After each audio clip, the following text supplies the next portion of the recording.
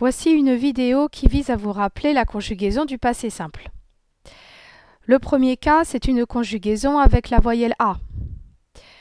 Ainsi, nous avons un premier ensemble de terminaisons et, AI, A, AS, A, AM avec un accent circonflexe, AT avec un accent circonflexe et R avec un E accent grave sont concernés par cette terminaison. Tous les verbes en ER. On entend par les verbes en ER à la fois les verbes du premier groupe, comme dans notre exemple créer, qui donne il créa, ou encore lancer, qui donne ils lancèrent, mais aussi le verbe aller, ce qui donne j'allais, il alla, ils allèrent. Voici pour les verbes donc en ER. Ils sont concernés par la voyelle A et seulement eux.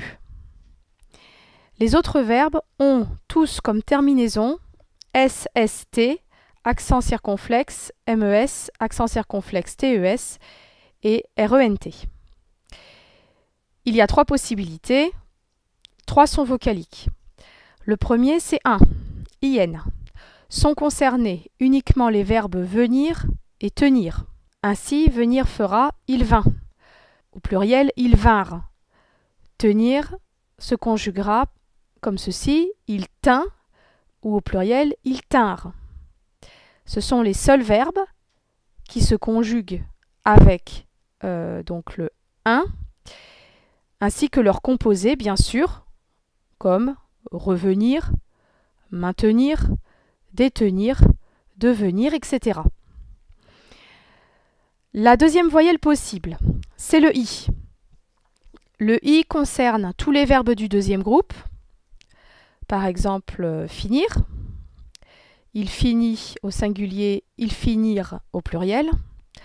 Et les verbes du troisième groupe. Il sortit, il fit, c'est le verbe faire. Il acquit, le verbe acquérir. Il craignit, le verbe craindre. On en a aussi bien d'autres. Il vit, le verbe voir. Il dit, le verbe dire, etc. La troisième voyelle concernée, c'est le U. Nous avons les auxiliaires qui se conjuguent avec le U. L'auxiliaire avoir, il eut, ils eurent. L'auxiliaire être, il fut, ils furent.